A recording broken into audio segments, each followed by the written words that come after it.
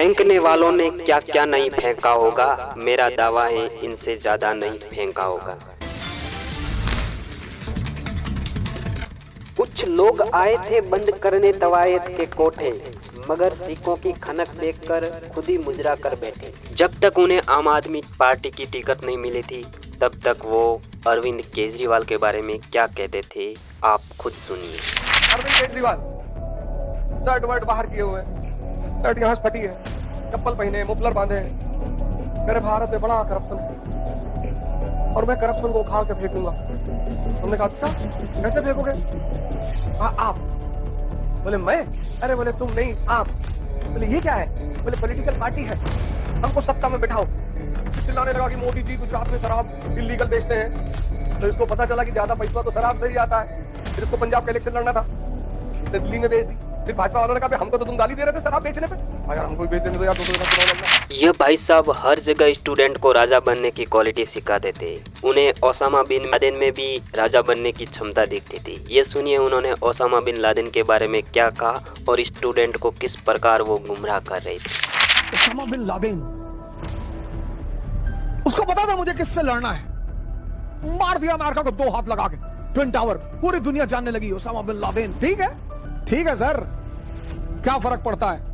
America के घर में घुसकर यूनाइटेड स्टेट्स ऑफ अमेरिका को तमाचा मारना सर, अचीवमेंट तो है सर आदमी। ये है ओझा सर की अचीवमेंट, जो राजनीति में भी ले आई उनको।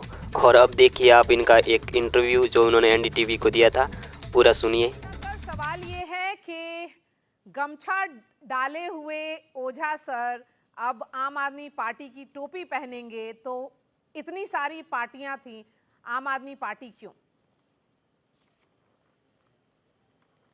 जी मैम बिल्कुल। जिस पार्टी ने एजुकेशन की इतनी बड़ी अलख जगा दी कि दिल्ली को एजुकेशनल लेबोरेटरी बना दिया कि विदेशियों को भी तारीफ करनी पड़ी, पहली चीज़। और दूसरी चीज़, इतना सम्मान और प्रेम का निमंत्रण दिया, और वो भी इस आधार पे दिया कि हम चाहते हैं कि हमारी जो शिक्षा की विकास धारा है उसमें आप हमारे सहयोगी बने, तो फिर तो इधर आना ही था। ओझा सर हमारे साथ यहाँ पे स्टूडियो में हैं आशुतोष और हर्षवर्धन त्रिपाठी, वो भी आपसे सवाल पूछेंगे। आशुतोष जी। ओझा जी, भारतीय जनता पार्टी क्यों नहीं ज्वाइन किया आपने? आम आदमी पार्टी के बारे में पिछले दिनों जो खबरें हैं वो कोई बहुत अच्छी खबरें तो है नहीं। उनके नेता लगातार जेल में गए, 1.5 साल जेल में रहे। आपको मन में कभी सवाल नहीं पड़ा हुआ कि हो सकता है भ्रष्टाचार के आरोप हैं, वो गंभीर आरोप हो, संगीन आरोप हो?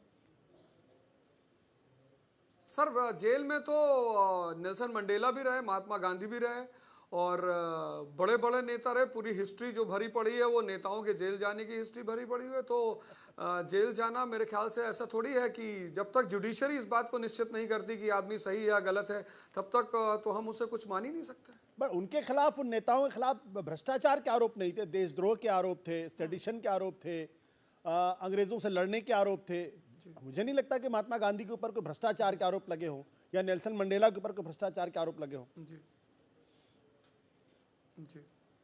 सर, आरोप लगाना तो आरोप तो कोई किसी पे भी लगा सकता है सर। आज की दुनिया में आप आरोप अगर लगाना चाहें तो आप किसी के ऊपर भी लगा सकते हैं, लेकिन क्या जुडिशरी उस आरोप को मानती है? क्या जुडिशरी ने उसके पक्ष में निर्णय दिया है? किसी भी, ये तो लॉ कहता है कि जब तक कोई व्यक्ति कानूनी तौर पर घोषित नहीं किया जाता कि इसने अपराध किया है, तो उसे आप कानून के रूप में भी नहीं मान सकते। जी ओझा सर सवाल है, शिक्षक थे आप जी, अब नेता बन गए। जी ma'am. Ma'am doctor Ram Manohar Lohia और सर्वपल्ली राधाकृष्ण, जी मैं बोल रहा हूँ ना, डॉक्टर राम मनोहर लोहिया और सर्वपल्ली राधाकृष्णन जी का कहना है कि देश में जो अच्छे ब्रेन्स हैं उन्हें या तो शिक्षा की तरफ जाना चाहिए, टीचर बनना चाहिए, और या राजनीति की तरफ जाना चाहिए। डॉक्टर राम मनोहर लोहिया इकोनॉमी से पीएचडी करके रखा था उन्होंने, और सबसे बड़ा एग्जाम्पल डॉक्टर BR अम्बेडकर। कितने सारे ऑप्शंस थे उनके पास, यूरोप में ऑप्शंस थे, इंग्लैंड में ऑप्शन था, यूनाइटेड स्टेट्स ऑफ अमेरिका में ऑप्शंस था, पर उन्हें लगा कि नहीं, शायद हमारे देश के लोगों को मेरी ज्यादा जरूरत है, तो वो भारत आया और भारत की राजनीति में उन्होंने हिस्सा लिया। ओझा सर ये बताएं आप कि जब चुनाव में कैंपेन करेंगे, और अभी क्योंकि भाजपा बहुत सारे आरोप लगा रही है आम आदमी पार्टी पर, आम आदमी पार्टी अपना रिपोर्ट कार्ड लेकर जनता के पास जाएगी, तो कौन सा इशू आपके लिए प्राइमरी होगा? कौन सा चुनावी मुद्दा आपको लगता है वोट कैचर हो सकता है, जिसमें सिंसियरिटी भी दिखे? मैडम मेरे लिए सबसे बड़ा मुद्दा होगा एजुकेशन। आज मैं कई सारे स्कूलों में गया, गवर्नमेंट स्कूलों में गया, और मैंने पहली बार लड़कों को बहुत अच्छे अच्छे सवाल करते हुए सुने हैं। तो मेरे लिए सबसे बड़ा मुद्दा होगा एजुकेशन। और यूपीएससी के बच्चों को कौन पढ़ाएगा अब? जी मैं ही पढ़ाऊंगा। 4 AM से 6 AM तक क्लास चलेगी, वो मैंने पहले भी कर रखा था, अब भी जारी रखूंगा। तो आपने बता दिया उन लोगों को कि आप मतलब बता दिया था जब आपने जी, प्लान मैंने किया कल था ये शाम को, ट्रांजिशन? कल रात 8 बजे मेरी क्लास थी। जी नहीं, जब मैम कभी कभी परिस्थिति बस डिसीजन लेने पड़ते हैं। चलिए ओझा सर, आखिरी सवाल, आप चुनाव भी लड़ेंगे? जी आपने हाँ मैडम, बोला? मैं तो कैप्टन अगर मुझसे कहेगा कि भाई बॉलिंग करनी है तो मैडम बॉलिंग करेंगे, अगर वो कहेगा कि भाई आपको विकेट कीपिंग करनी है तो मैं विकेट कीपिंग करूंगा। बोल गए वैसे। डिसिप्लिन पार्टी और स्कूल में बहुत इंपॉर्टेंट होता है मैम, तो पार्टी जैसा बोलेगी मैं वैसा ही करूंगा।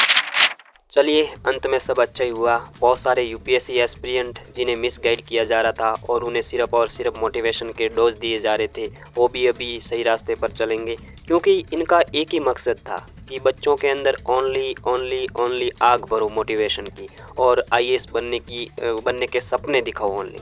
तो वो भी एक अच्छी तरीके से अलग हो गए तो अच्छा रहेगा। यदि आगे ये नहीं पढ़ाते हैं तो बहुत अच्छी बात होगी स्टूडेंट के लिए, ताकि उनका फालतू का टाइम वेस्ट ना हो, उनके पैसे भी वेस्ट ना हो।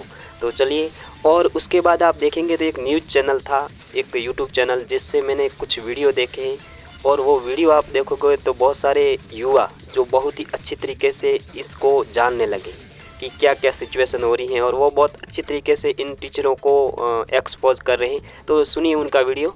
ओझा सर का दूसरा नाम है गिरगिट। गिरगिट बदनाम हो गया, रंग बदलते बदलते असली खिलाड़ी तो अवध ओझा सर निकले। कि पोशम पा दिल्ली में क्या हुआ, करोड़ों की एक्साइज ड्यूटी चुराई, कर्जा लेकर रेवड़ी बटाई, जेल की रोटी खानी पड़ेगी, जेल का पानी पीना पड़ेगा, और अरविंद केजरीवाल जी अवध ओझा के साथ आपको भी जेल में जाना पड़ेगा। राजनीति में चले गए, ठीक चले गए, बकैती तो बंद हो जाएगी। यूपीएससी के जो बच्चों को इतना बिगाड़ने का काम कर रहे हैं, जब ये पढ़ा नहीं सकते तो कम से कम राजनीति में किसी न किसी केस में तो जेल में तो जाएंगे। तो ये लालच के वजह से क्या है, ये इतने सारे बच्चे हैं, हर कोई तो यूपीएससी का एग्जाम नहीं दे पाएगा। उनकी कोचिंग से कलेक्टर कम, उनकी आंखों से बिजलियां ज्यादा निकलती हैं। उनके आप टीचर बोलकर टीचर का अपमान कर रहे हो। जो व्यक्ति 90,000 रुपए से लेकर 1,60,000 रुपए तक की शिक्षा बेच रहा हो, वो टीचर नहीं, पहली बात तो वो बिजनेसमैन है, वो एक टीचर नहीं है। क्योंकि जिस तरीके से वो कच्चे में आते हैं, उनको लगता है कि वो बहुत सेक्सी लगते हैं। खालिस्तान का पूर्ण तरीके से समर्थन होने वाला है।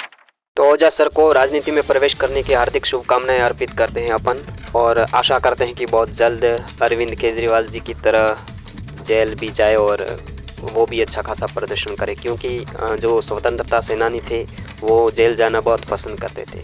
और मुझे लगता है कि जिस तरह स्टडी में ये फेंक रहे थे, इसी प्रकार राजनीति में फेंकेंगे तो बहुत जल्दी उन्हें भी मतलब यात्रा करनी पड़ेगी। Thank you so much video देखने के लिए। ऐसे बहुत सारे इंटरेस्टिंग वीडियो देखने के लिए अपने चैनल पर जुड़े रहिए। Thank you so much.